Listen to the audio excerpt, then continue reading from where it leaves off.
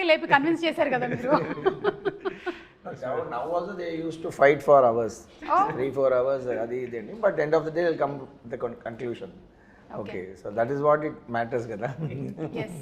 So ఇప్పుడు పవన్ కళ్యాణ్ గారి గురించి వన్ వర్డ్ చెప్పాలి అంటే ఏం చెప్తారు నిధి? ఆంధీ, హిందీ వర్డ్ ఆంధీ. ట్రైలర్లో ఉంది కదా, ట్రైలర్లో ఉంది. కరెక్ట్ పంచింగ్ డైలాగ్ పెట్టుకున్నారు అంటే మన పిఎం గారు వాడింది కూడా అదేనా పదం? యా, ఆంధీ కాపీ కొట్టావు, కాపీ కొట్టావు. సినిమాలో ఉంది డైలాగ్ చెప్తుంది. I got inspired. You got inspired, yes.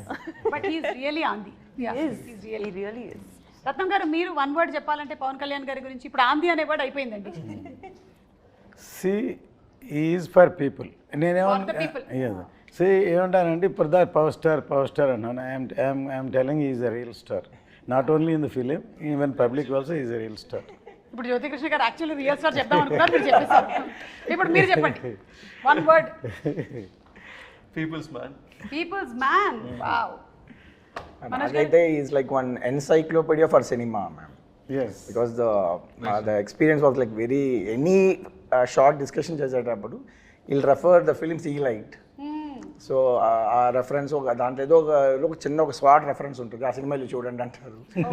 నాకు లైక్ మైండ్, బికాస్ ఫిలిం స్కూల్లో we have this kind of practice. ఆ ఫిలిం అప్రిసియేషన్ ఒక కోర్స్ ఉంటుంది. So they'll be selective films, we have to see those films and all. అందుకనే పుస్తకాలు చదవాలి. నాకేమో మొదటి పేజ్ తిప్పగానే నిద్ర వస్తుంది. Not only books, ma'am, all the films. You would have watched all the films. And very very best director. నేను ఆయనతోటి సత్యాగ్రహి సినిమా చేద్దామని టైటిల్ అనౌన్స్ చేసి గ్రాండ్గా పూజ చేసి ఆయన డైరెక్షన్లో Rahman music, PC Sreeram and but జరగలేదు. మొన్న అన్నాను, సార్ నేను అప్పుడు అది చేసి ఉంటే సూపర్ హిట్ అయ్యేదంటే నవ్వి, మీరు చేసి ఉంటే సూపర్ హిట్ అయ్యేది, కానీ నేను అమెరికన్లాగా సినిమాలు చేస్తూ ఉండేవాడిని, నేను పాలిటిక్స్లోకి వచ్చి ఉండేవాడిని కదా. Correct, maybe. మేబీ కానీ ఆయనకి కంప్లీట్గా హీఈస్ ఇన్క్లైన్డ్ టువర్డ్స్ పీపుల్ కాబట్టి ఆయన డెఫినెట్గా అలా అయినా సరే వచ్చి ఉండేవాళ్ళు. టాకింగ్ అబౌట్ కీరవాణి గారు, అండ్ ఆల్రెడీ కీరవాణి గారు పీరియడ్ ఫిల్మ్స్ చేస్తున్నారు. Is experienced with this. So how was that experience handy here? నేను ఇందుకు చాలా మ్యూజిక్ డైరెక్టర్తో పనిచేస్తున్నాను మేడం. అండ్ కిరవాణి గారు కొంచెం డిఫరెంట్ అంటే I don't feel like I'm working with senior technician first of all. And very sharp madam, అన్ని టెంపోలోనే మాట్లాడతారు. And చెప్పేవి ఇది ఈ సినిమాకి చాలా 2 సాంగ్లు అనుకుంటాను ఓవర్ నైట్ చేశాను. ఒక సేమ్ టైం ట్యూన్ అనుకుని అదే టైంలో లిరిక్స్ రాసి ఓవర్ నైట్లోనే మొత్తం బీజిఎమ్స్ అయిపోయి next day morning song ready, shooting ready. So అలాగ 2 సాంగ్స్ ఓవర్ నైట్ రికార్డ్ చేసాము. ఎస్పెషలీ ఒక ఛాలెంజింగ్ ఉండాలని అసురన్న సాంగ్ ఒకటి నేను లిరిక్స్ పర్సనల్గా రాసి పెట్టుకున్నాను. ఎప్పుడు కిరవాణి సరే మీట్ అయ్యే 1 year బ్యాకే ఒక రఫ్గా ఒక లిరిక్స్ రాసి సెట్లో నా టేబుల్లో పడి ఉంది. రాంగోపాల్ ఘోష్ లిరికెట్ ఫ్రెండ్ అని పిలిచి, లేదు లిరికెట్ ఫ్రెండ్ బట్ కాన్సెప్ట్ అంతా మందే. సో కొంచెం రాంగోపాల్ ఘోష్ని లిరికెట్ పిలిచి మొత్తం రాసి పెట్టుకుని ఒక సిచ్యువేషన్కి రాసి పెట్టుకున్నాము. అండ్ అది అలా వదిలేసాను. ఇంకా 1 year తర్వాత ఇప్పుడు సినిమా స్టార్ట్ అయింది, ఆయన నన్ను ఫాలో అవుతున్నారు. సార్ మన లిరిక్ అయింది కదా ఎప్పుడు సార్ కిరవాణి గారు మీట్ అవుతాను. నేను ముందు సార్ నన్ను అక్సెప్ట్ చేయనండి, సో దాని ద్వారా నేను మిమ్మల్ని తీసుకెళ్తాను అని. సార్ ఎప్పుడైతే కొంచెం ర్యాప్ అప్ పెరిగిందో అంతా అయిందో సార్కి సర్ప్రైజ్గా వెళ్ళి లిరిక్స్ చూపించాను. సార్ ఇలా ఒక సాంగ్ అనుకుంటున్నాను అని. నాకు ఆశ్చర్యం అంటే నేను ఏదో మైండ్లో ఒక ట్యూన్ అనుకుని రాసుంటాం, ఆ లిరిక్స్ చదివేటప్పుడు సార్ అదే ట్యూన్లో హమ్ చేస్తున్నారు. నేను షాక్, లిరిక్ పెట్టి కూడా ట్యూన్ వచ్చి సేమ్ ట్యూన్ వస్తుందా అని. That was first time. And experience తర్వాత నేను నాకు ఎలా కావాలి ఇన్పుట్స్ అని చెప్పాను. దాని తర్వాత సార్ చాలా స్పీడ్, అందువల్ల నేను ఎక్స్పెక్టింగ్ ఓకే 2 daysలో పిలుస్తారు, 3 daysలో పిలుస్తారని. 5 days అయింది, 1 week అయింది, 10 days అయింది. ఇదేంటి సార్ మనం అన్ని వన్ డేలో చేసాం కదా, 10 days అయింది, 15 days అయింది. సడన్గా తారా సాంగ్ షూట్ చేస్తున్నాము ముంబైలో. షూట్ చేసి ఒక ఫోన్ చేసి జ్యోతి సాంగ్ విన్నాను.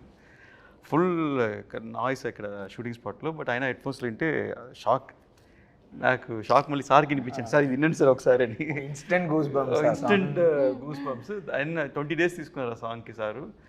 ఎందుకంటే దాంట్లో ఒక మంచి ఇన్సిడెంట్ జరిగింది మేడం. ఆ సాంగ్లో ఏం చేశారంటే ఒక మంచి మేల్ వాయిస్ ఉండింది, మేల్ వాయిస్ పెట్టినారు.